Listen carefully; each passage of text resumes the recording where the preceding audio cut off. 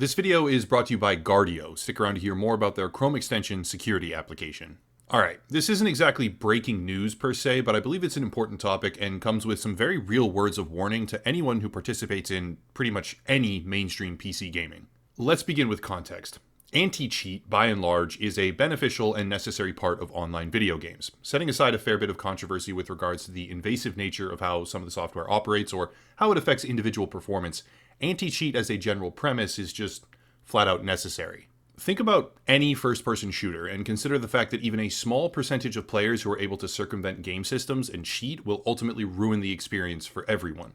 It's actually a very interesting tangent of research. Riot Games is the company best known for looking into how a splinter set of players can legitimately destroy the entire community, which revolves around the idea that even 5% of players deliberately ruining a match or cheating, when matches contain 10 players total, will mean that statistically, on average, half of your games contain some sort of unfair circumstance, and 25% of your games contain someone either throwing the game on your team or someone cheating on the enemy team. Big picture here, even just 2 to 3% of a player base deciding to utilize third-party cheat systems can totally destroy the future of an online game. Thus, with that in mind, anti-cheat as a general premise is quite obviously required. Good in theory, necessary in reality, and supposedly a positive impact overall, anti-cheat is something we see in pretty much every single online video game.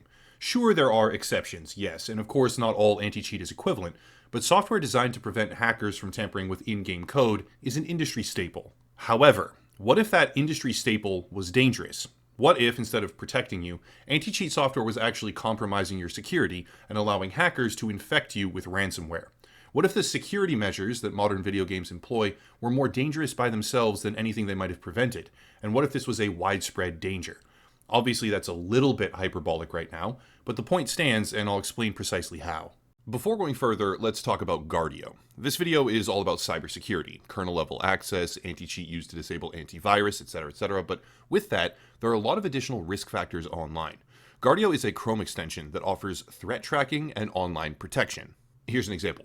Browsers often store banking information, personal details, login credentials, and more. We do this for convenience, but it turns your browser into a literal goldmine when it comes to intruders.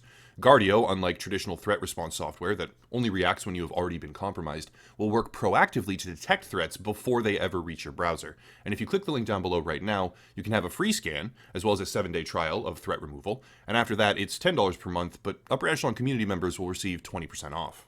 Guardio is very well placed in particular as a defense against malicious Chrome extensions. I've talked about a recent social media hacking wave that targets YouTube channels in particular, and it sometimes does this by utilizing an infected download which will then hijack your browser.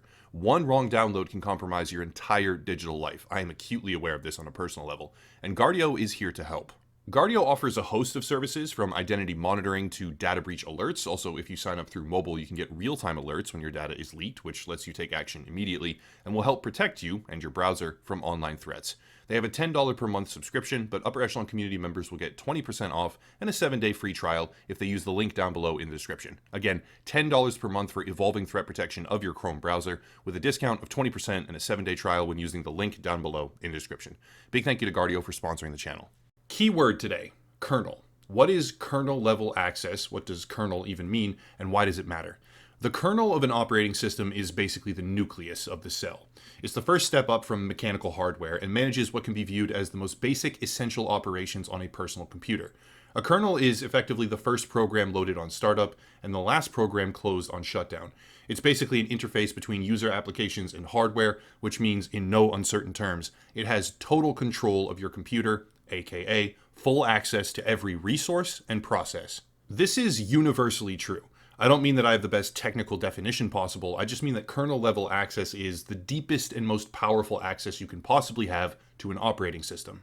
Why does it matter? Simple. It matters because more and more anti-cheat systems in video games are operating in Ring 0, which means with kernel level privileges. This means that the anti-cheat, in an effort to monitor your system for third-party software, hacks, and cheats, descends into the depths of your computer with absolute authority and makes determinations about what should and should not function in the video game. Theoretically, this is a good thing. In a perfect world where security flaws and exploits don't exist, this could prevent all hacking on a local system and preserve game integrity, or maybe nearly all hacking on a local system, without risk to the user's personal security, again, in an ideal world, but we don't live in a perfect world. Enter Genshin Impact. Genshin Impact is a game that I do not respect nor enjoy. It's wildly popular, I understand why that is true, but I hate the game as a result of its gacha format, balancing, time gating, and overall gameplay. Personal preference, nothing more. Like I said, it's wildly popular, and I understand why that is. But Genshin Impact is also much more than just a video game. Utilizing in-house proprietary anti-cheat, Genshin Impact operates with Ring 0 kernel level access privileges. To combat third-party modification software, MiHoYo, the developer of Genshin Impact, uses anti-cheat called MHYProt2.sys. I assume this means MiHoYo Protection2.system, or something similar. Here's the thing. In 2020, MiHoYo faced a bit of controversy because their anti-cheat systems with kernel-level access were automatically running in the background and would persist even when the game itself had been closed. This was especially troubling when you consider the fact that MiHoYo is a company from mainland China, and that Chinese CCP governmental orders and special intelligence laws, from more recently, have stated that any and all information from technology companies can be viewed or used by state-run intelligence services at their full and sole discretion. Basically, if the CCP wanted, they could unilaterally gain full access to MiHoYo's files, and that means that they could have control, or at least all information from, a kernel-level piece of software on tens of millions of computers worldwide. Obviously, that's a reductive way of describing all this, but still, pretty scary. By itself, that's already a credible reason to be skeptical of anti-cheat software operating with kernel-level access, at least for this one game in particular, but there's more. It turns out that hundreds of games, through various different anti-cheat programs, operate at a kernel level, including many of the most popular games on Earth. The primary culprit, as if we needed any more reasons to dislike Epic Games, is Easy Anti-Cheat, which can be found in over 140 different games, with a total number above 250 when you account for other anti-cheat software from different publishers. That's a tremendous number of games requiring the most privileged access to your system that can possibly be given, and as I went through looking at this topic, I had to make special mention of this, because it seems like once in a while, on occasion, there's a big controversy for one specific game, lamenting the fact that kernel-level access is being used by the anti-cheat, but very little is ever said about the literal hundreds of other popular titles that also have it. Example, after Doom Eternal announced that they would use kernel-level access de novo anti-cheat, there was a massive amount of backlash. Admittedly, this also had to do with the DRM measures that de novo contained as well, which affected game performance, but a significant component of this backlash was against kernel-level access for the game's anti-cheat. So much so, in fact, that Bethesda eventually backtracked and removed it. I find this funny because, as justified as that is and was, why is this outrage so obviously selective? One game will make media headlines for a week straight over the pushback against this type of security intrusion, while other, more popular, even larger games containing the exact same type of access never see the same kind of exposure at all. It's odd, and I don't really understand why it is. Regardless, hundreds of high-profile games contain kernel-level access anti-cheat, and with that access comes the risk of vulnerability. Some creators and security professionals have been warning about this for years, stating that risks far outweigh the benefits. In my own experience, having extensively scoured a number of third-party hacking forums for a couple of video topics about a year ago, it is readily apparent that there are plenty of hacks that already bypass anti-cheat software with kernel-level access, rendering it effectively obsolete anyway when compared to other less invasive options. But the primary concern here is that anti-cheat operating at Ring 0 with kernel-level access can be a vehicle for malicious actors. That is precisely what has now happened with Genshin Impact. Keep in mind, anti-cheat software is not something that has been integrated for your safety. It's a program that has been integrated by gaming developers, not security experts, to preserve the integrity of their in-game economy or prevent player-based decline as a result of unfair matches. This is for the security of the game, not for the security of your machine, and that is a key fact of the matter to understand going forward.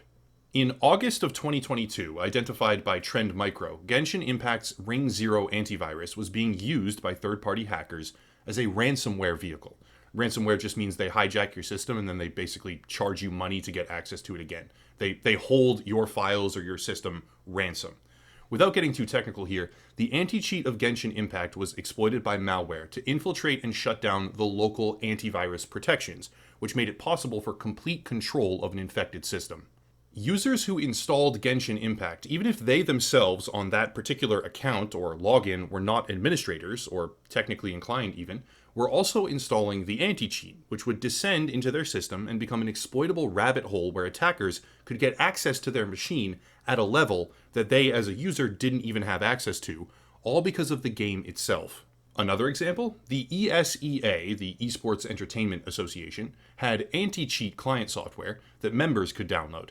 This was as far back as 2013, and that anti-cheat, through elevated and privileged access, was actually a mechanism to deploy and execute a massive Bitcoin mining botnet.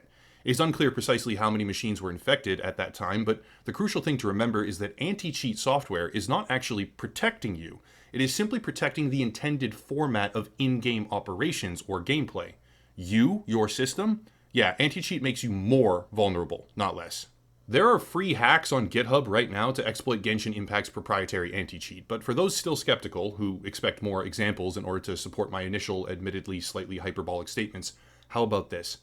Punkbuster, the second most prominent kernel-level anti-cheat software behind Easy in the entire industry, has a significant number of vulnerabilities, outlined by dedicated Battlefield community members. This anti-cheat software can be used to execute remote attacks, and it can be found in dozens of high-profile video games. There certainly are some examples of anti-cheat software operating with kernel-level access that seems to be functioning as intended, and is not widely exploited, but the option for them to be used in such a way will always exist. Right now, it's Genshin Impact. They may have fixed the issue by now since I initially looked at this and wrote my script, or patched it, whatever, but the point stands, which had an estimated 60 million monthly active players for Genshin Impact as of August 2022. If an exploit were to be uncovered for easy anti-cheat, that's hundreds of millions of players collectively who would be vulnerable to it, and all because there is an effort by developers to prevent sophisticated third-party cheat programs. They already lost that battle, by the way, I can say this from a position of certainty, but as they continue to double down, the very programs that they are using to try and increase security are becoming dangerous to the players who download them. Bottom line, I stand by my initial statement. Anti-cheat software is far more dangerous than pretty much anything it prevents, because in a devil's trade of sorts, players are sacrificing their own system security in order to have a few less hackers who ruin their in-game experience. I understand the desire, I understand the need to fight against third-party cheats, generally speaking, but Ring Zero kernel-level access is not the way that it should be done. That's it. If you want to support, there are links down below, primarily Locals and Patreon. Locals is where I post completely ad-free videos, audio podcast versions, and I'll be writing articles there soon with the scripts that I write. There is Odyssey, a YouTube platform alternative where all my content can be found. Merchandise, social media, another YouTuber to check out, Guardio to protect your browser, and more, but I'll cut it there and stop rambling. As always, thank you all for watching, and have a nice night.